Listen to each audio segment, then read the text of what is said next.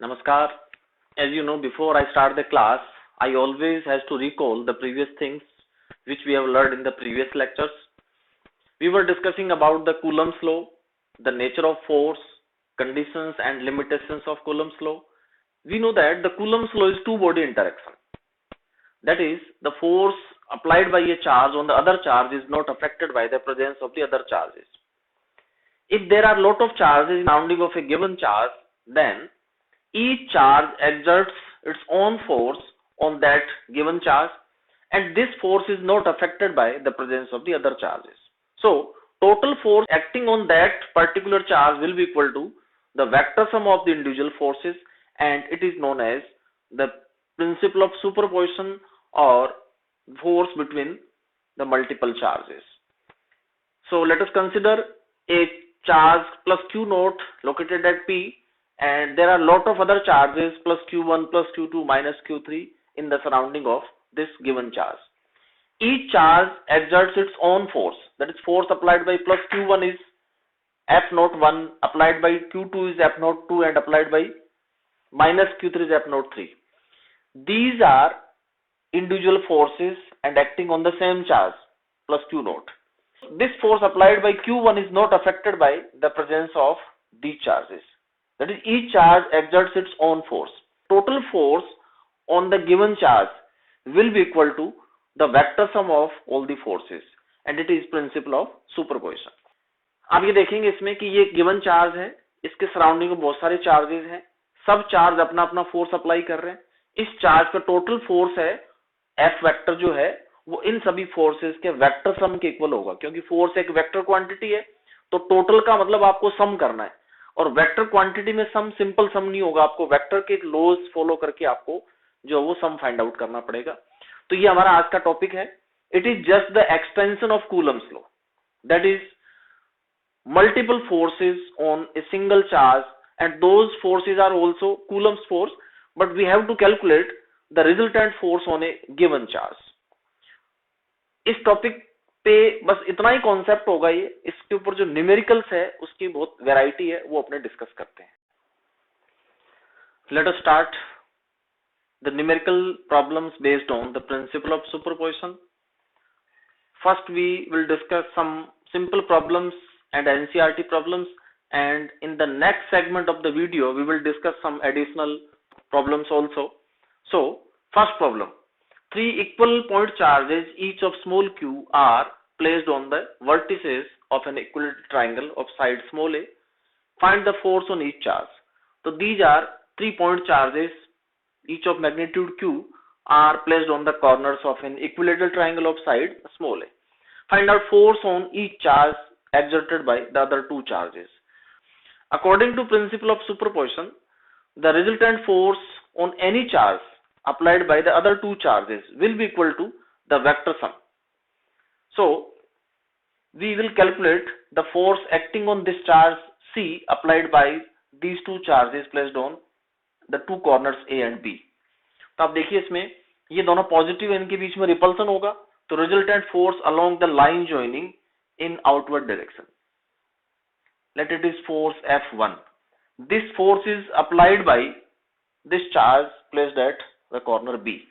Similarly, the force applied by this charge so along the line joining, and repulsion means in outward direction. It is force F2.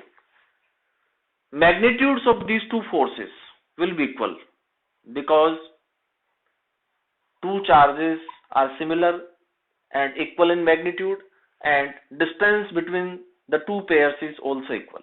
So it is the each force applied by these two charges. So now find out the total force acting on this charge C. तो आप ये देखेंगे कि दोनों forces है वो अलग अलग डायरेक्शंस में, तो रिजल्टेंट फोर्स अगर इन दोनों के बीच में अगर एंगल थीटा है तो वेक्टर सम के प्रिंसिपल से F1 square F2 square 2 F1 F2 cos theta. Since F2 is equal to F1 and angle theta equal to 60 degree, and cos 60 equal to plus half. अब अगर ये values रखें इसमें तो f1 square and f2 is also equal to f1, that is f1 square plus 2 f1 again f2 means equal to f1 and cos 60 means half and f1 square plus 2 से 2 cut करेंगे f1 into f1 अगेन f1 स्क्वायर, so it is under root of 3 f1 square root of 3 f1 square, that is f equal to under root of 3 f1 and f1 equal to f1 or f2 equal to k q square upon a square, so it is resultant force experienced by the each charge. अगर आप इसी तरीके से इस charge से force calculate करेंगे तो दोनों चार्जेस के फोर्स इस डायरेक्शन में होंगे और उनके बीच भी एंगल कितना होगा 60 डिग्री, क्योंकि ये इक्विलेटरल ट्रायंगल, तो ये एंगल 60 है तो ये वाला एंगल थीटा भी कितना होगा 60 डिग्री होगा। अब इस रिजल्टेंट फोर्स की डायरेक्शन, क्योंकि वेक्टर उसमें दो चीजें होती है, एक मैग्नीट्यूड जो अपने इस फॉर्मूले से कैलकुलेट करते हैं और एक डायरेक्शन है वो अपने tan phi के फॉर्मूले से करते हैं, ठीक है। तो इसके लिए अपने यहाँ पे एक पैरेललोग्राम बनाते हैं, the law of parallelogram for vector addition. तो इन दोनों फोर्सेस का रिजल्टेंट हमेशा इस डायगोनल के अकॉर्डिंग होगा। तो this arrow gives the magnitude, late it is the angle phi, so this angle phi gives the direction of resultant force and expression for angle tan phi। तो आपने देखिए ये एंगल कौन से फोर्स से लिया, f1 से लिया है, तो अपने इसको ऐसे देंगे f1 f2 sin theta plus f2 cos theta, where theta equal to 60 degree and f2 equal to f1, f2 is equal to f1 and sin 60 divided by f1 plus f2 means f1 or cos 60. After solving,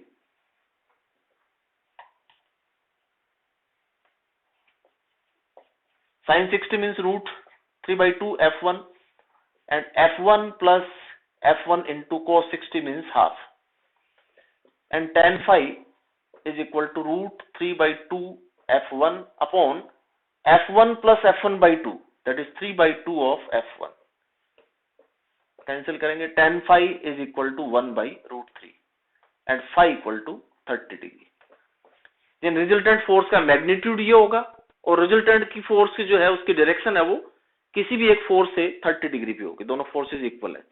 इसी manner से आप किसी भी charge पे आप force calculate करेंगे तो ये चार्ज अब इन दोनों के कारण इस डायरेक्शन में एक रिजल्टेंट फोर्स एक्सपीरियंस कर रहा है। तो आप देखिए इसमें ये दोनों कूलम्स फोर्स ही है, पर यहाँ पे दो फोर्सेज हैं तो उनका रिजल्टेंट अपने वेक्टर के मेथड से कैलकुलेट कर सकते हैं। Next problem, example number 1.7, page number 17 of NCERT. आप इसमें देखिए तीनों चार्जेस में 2 प्लस और 1 चार्ज माइनस है, ये भी इक्विलेटरल ट्रायंगल है। Find out force on each charge, let side is small a, now force acting on B applied by A। तो आप देखिए ये फोर्स यहाँ पे रिपल्सन है तो इस डायरेक्शन में होगा, क्योंकि ये वाला चार्ज इस चार्ज को रिपेल करेगा, रिपल्सन मींस आउटवर्ड और अट्रैक्शन मींस इनवर्ड। पर देखिए ये जो चार्ज है ये वाला, ये इस चार्ज को अट्रैक्ट करेगा क्योंकि ये अपोजिट नेचर के। तो यहाँ पे ये जो फोर्स होगा ये अट्रैक्शन है तो इस डायरेक्शन में होगा, ये वाला फोर्स हो गया F2। अब इन दोनों फोर्सेस का मैग्नीट्यूड वाइज दोनों इक्वल है, तो F1 equal to F2 equal to K Q into Q upon square of distance, magnitude equal है। तो इन दोनों फोर्सेस का अगर आपको रिजल्टेंट कैलकुलेट करना है तो वही पैरेललोग्राम बनाइए आप, and diagonal represents the resultant acting on B। तो उसी मेथड से आप ये देखेंगे ये एंगल यहाँ पे अब 60 डिग्री है, इक्विलेटरल ट्रायंगल, फोर्सेस के बीच में जो एंगल होगा वो 120 डिग्री है। तो resultant force acting on charge B under root of F1 square plus F2 square, तो F2 is also equal to F1, तो मैं इसका F1 ही कर देता हूँ। 2F1 F2 means F1 and sine cos 120 equal to minus half. तो आप देखें after solving F1 square plus F1 square और माइनस हाफ करेंगे, 2 से 2 कट होगा, माइनस F1 स्क्वायर। तो आप देखेंगे resultant force on this charge is equal to F1। F1 means K into Q upon square of distance. अब देखो दोनों फोर्सेस इक्वल है, मैग्नीट्यूड वाइज इक्वल है, तो रिजल्टेंट जो होगा वो बिल्कुल बीच में होगा, यानी 60 डिग्री पे होगा। यानी ये जो एंगल है वो, आप अगर दोनों फोर्सेस मैग्नीट्यूड वाइज इक्वल है तो आप एग्जैक्टली इसको हाफ लिख सकते हैं। तो angle of this resultant force F B is at 60 degree from the force applied by the charge at A. Now calculate force acting on this charge minus Q. तो आप देखिए इसमें इस चार्ज को ये दोनों ट्रैक कर रहे हैं, तो it is force applied by charge at A, F3 में इसको देता हूं, ठीक है। और ये है force applied by this charge at B, तो ये अट्रैक्शन तो इस तरफ होगा, ये फोर्स है F4। तो मैग्नीट्यूड फोर्सेस के इक्वल होंगे, यानी F3 and F4 also equal to K Q square upon A square. But magnitude, तो मैग्नीट्यूड वाइज आप ये देखेंगे कि ये फोर्स है वो इस डायरेक्शन में होगा, रिजल्टेंट सपोज दैट FC है। और आप ये देखेंगे दोनों फोर्सेस के बीच में जो एंगल है वो अभी 60 डिग्री है, जबकि यहाँ एंगल 120 डिग्री था, जबकि यहाँ पे दोनों फोर्स के बीच में एंगल जो है वो 60 डिग्री है आपका। तो इसमें रिजल्टेंट फोर्स है वो under root of F3 square plus F4 and F4 equal to F3 plus 2 F3 F4 means equal to F3 and cos 60 and cos 60 means half. तो इसमें आंसर वही आएगा जो हमने पहले कैलकुलेट किया था, under root 3 of F3, that is FC equal to √3 and F3 means KQ square upon A square, ठीक है। और ये दोनों फोर्सेस मैग्नीट्यूड में इक्वल है, तो ये जो है वो ये फोर्स बिल्कुल बीच में 30 डिग्री पे होगा आपका। अब आप इस चार्ज को देखिए, इस पे जो फोर्स होगा वो ये दोनों अप्लाई करेंगे, तो इस पे इसका फोर्स है रिपल्सन का होगा आउटवर्ड डायरेक्शन, तो ये फोर्स सपोज दैट है F5 और इसका फोर्स है ये सपोज दैट है F6। तो आप देखेंगे इन दोनों के बीच में एंगल है वो फिर कितना होगा, 120 का होगा, और 120 है, ये फोर्सेस भी उनका मैग्नीट्यूड इतना ही है सेम, ठीक है। तो force on B, charge at B, तो F5 and F6 also equal to KQ square upon A square, and angle between these two forces is 120 degree and cos 120 degree equal to minus half. So resultant force on B, तो इसी फॉर्मूले से आप देखेंगे ये force वही आएगा, that is FB equal to KQ square upon A square, और एंगल है वो भी 60 डिग्री होगा। तो ये पहले हमने फर्स्ट एग्जांपल में तीनों चार्जेस पॉजिटिव थे, अब इसमें एक दो नेगेटिव है, दो पॉजिटिव और एक नेगेटिव है। तो ये जो न्यूमेरिकल आप इस तरीके से सोल्व करेंगे। Example 1.7, example number 1.6, page number 16।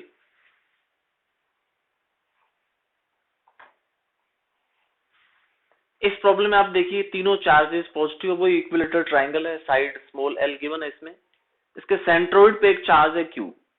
Find out force on this charge applied by the all three charges. तो अब देखिए ये इस कॉर्नर A पे है, ये कॉर्नर B है और ये कॉर्नर C है।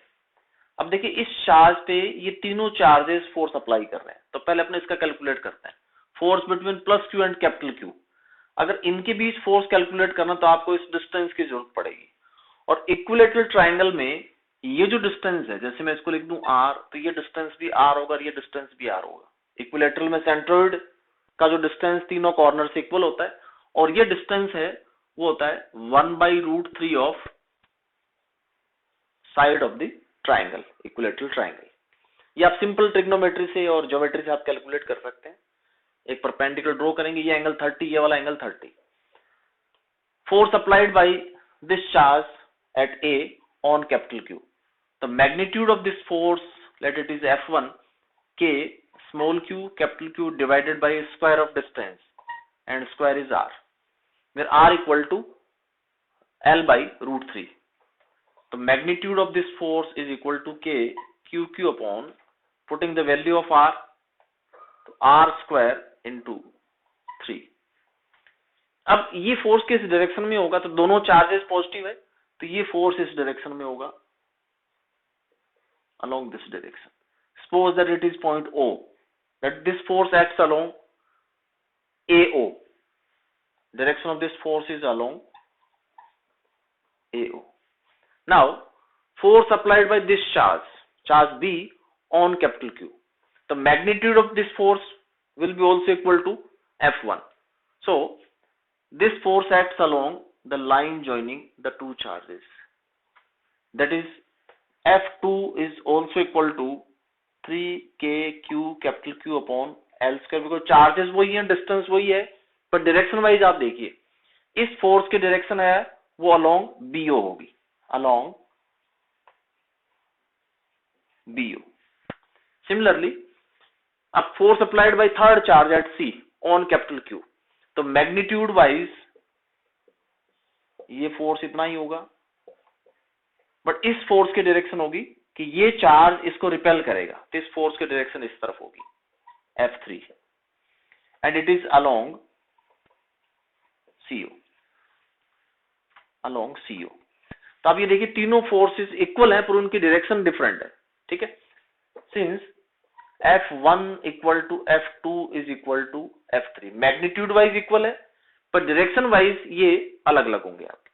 तो आप देखिए ये three equal forces acting at an angle of 120 degree, यानी इन तीनों फोर्स देखेंगे अपने, तो ये एंगल 120 है, ये भी 120 होगा, ये वाला एंगल भी 120 होगा. अगर थ्री इक्वल फोर्सेस 120 डिग्री पे हो तो उनका वेक्टर सम कितना होगा, 0 होगा. तो आप देखेंगे तीनों फोर्सेस मैग्नीट्यूड वाइज इक्वल है पर डायरेक्शन वाइज डिफरेंट है. तो अपने कोई भी दो वेक्टर का रिजल्टेंट कैलकुलेट करते हैं और वो वेक्टर आप क्या देखेंगे कि वो रिजल्टेंट फोर्स है वो थर्ड के इक्वल एंड अपोजिट होगा. तो अपने कैलकुलेट करते हैं resultant of F1 and F2, let it is F under root of F1 square F2 square 2F1 F2 cos, and angle between any two vector is 120 degree. Centroid पे angle है वो 120 degree का हो, ठीक है. तो आफ्टर सॉल्विंग ये force आएगा F1 के, ठीक है. That is resultant of any two 1 and 2 is equal to F1 means K QQ upon R square into 3. But resultant of this force F1 and F2 will be along this direction. It is resultant force है क्योंकि ये दोनों forces equal है और angle 120 है, तो resultant कितने degree पे होगा, ये 60 डिग्री पे होगा. अब आप देखिए इसमें ये एंगल 120 है, आपका ये वाला एंगल 60 डिग्री है, इसका मतलब इन दोनों का रिजल्टेंट जो फोर्स F है वो थर्ड के अपोजिट है, क्योंकि ये एंगल पूरा 120 plus 60 and 180. It means resultant of F1 and F2 that is F is equal and opposite to third force, ठीक है. Since magnitude of F1 and F2 is equal and opposite to the third force F3, hence resultant force on this charge will be 0, ठीक है. Therefore net force on the charge at the centroid will be 0. तो आप इस तरीके से calculate कर सकते हैं. जब भी सिमिट्री होगी, ये एक सिमेट्रिक ज्योमेट्री है, तीनों चार्जेस इक्वल हैं, तो सेंटर पे कोई भी चार्ज होगा उसके ऊपर फोर्स ऑलवेज कितना होगा, 0 होगा. आप स्क्वायर से करेंगे तो भी 0 आएगा. तो अपने नेक्स्ट प्रॉब्लम लेते हैं जिसमें हम स्क्वायर को लेके इसको सोल्व कर. One more problem from NCERT book, unsolved problem number 1.6 and page number 46. तो आप देखिए ये 4 चार्जेस हैं, +2 microcoulomb, -5, +2, -5 are placed on the vertices of square of side 10 centimetre. तो ये एक स्क्वायर है, तो इसका मतलब ये डिस्टेंसेस सारे इक्वल होंगे, सारे डिस्टेंसेस इक्वल है. और इसके सेंटर पे एक चार्ज है +1 माइक्रोकूलम. तो find out resultant force on this charge at the centre of this square. तो आप देखेंगे इसमें कि अगर इन दोनों के बीच में फोर्स कैलकुलेट करना हो तो हमें इस डिस्टेंस की जरूरत पड़ती है, और स्क्वायर में ये डिस्टेंसेस सारे क्या होंगे, इक्वल होंगे. तो फर्स्ट आप देखिए सेंटर O है और O पे फोर्स आपको कैलकुलेट करना है। तो आप देखो force on Q by QA, the magnitude of this force, suppose that it is FA and FA equal to K QA capital Q upon square of distance। तो स्क्वायर के लिए डिस्टेंस होगा R equal to side of the square divided by √2। Equilateral triangle में side divided by √3, square में side by √2। आप simple Pythagoras से distance calculate कर सकते हैं। ठीक है, तो आप देखिए ये दोनों charges QA and capital Q, ये दोनों चार्जेस का मैग्नीट्यूड है। अब ये चार्ज पॉजिटिव, ये भी पॉजिटिव है, तो इन दोनों का जो रिपल्सन है, force applied by A on capital Q, repulsion means in outward direction, it is force FA applied by charge QA on capital Q, and direction of this force is along A to O। Similarly, force applied by this charge on capital Q, तो ये भी +2 microcoulomb है, तो ये charge इसको repel करेगा तो इस तरफ करेगा इसमें, तो ये है फोर्स FC। तो FC का मैग्नीट्यूड वही है, डिस्टेंस उतना ही है, डायरेक्शन अपोजिट है। तो आप देखिए ये दोनों फोर्सेस इक्वल एंड अपोजिट है, इन दोनों फोर्सेस का वेक्टर सम 0 होगा। ठीक है, तो अपने से करते हैं force on Q by QC and it is equal to FC के QA capital Q square of distance along CO। तो अब ये देखिए FA and FC are equivalent magnitude but opposite in direction, दोनों का मैग्नीट्यूड इक्वल है और direction wise opposite होगी। ठीक है, तो since FA and FC are equal and opposite, so vector sum of FA, FC and FA is 0। इन दोनों फोर्सेस का इफेक्ट है वो नलिफाई हो गया आपका। इसी तरीके से आप देखिए इसमें कि चार्ज B है वो नेगेटिव है, ये पॉजिटिव है, तो ये वाला चार्ज इसको अट्रैक्ट करेगा, तो it is force applied by charge B, that is QB। इस फोर्स को मैं FB लेता हूं। ठीक है, और ये चार्ज QD है, ये भी नेगेटिव है, तो ये नेगेटिव इस पॉजिटिव अट्रैक्ट करेगा, तो ये इस तरफ अट्रैक्ट करेगा। तो आप देखिए इसमें ये फोर्स हो गया FD। ये दोनों फोर्सेस भी इक्वल एंड अपोजिट होंगे क्योंकि ये दोनों मैग्नीट्यूड वाइज इक्वल है, ये भी मैग्नीट्यूड वाइज इक्वल है, डिस्टेंस दोनों में इक्वल है। ठीक है, similarly FB equal to K QB capital Q upon square of distance along this force is along O to B, that is along OB, and force applied by D, तो K QD capital Q upon square of distance, and this force FD acts along O to D, that is OD, along OD। अब देखिए कि since QB is equal to QD, इन दोनों charges का magnitude equal है, capital Q same हो गया, इसका मतलब दोनों फोर्सेस इक्वल एंड अपोजिट है। ठीक है, सो FB is equal and opposite to FD, so vector sum of two forces, these two forces will be also 0, that is total force, resultant force on this charge by this distribution of the charge is equal to 0, so net force on capital Q is 0। यहां तक NCERT की सारी problems है वो complete है। Next segment में अपने कुछ एडिशनल प्रॉब्लम्स जो है वो डिस्कस करेंगे।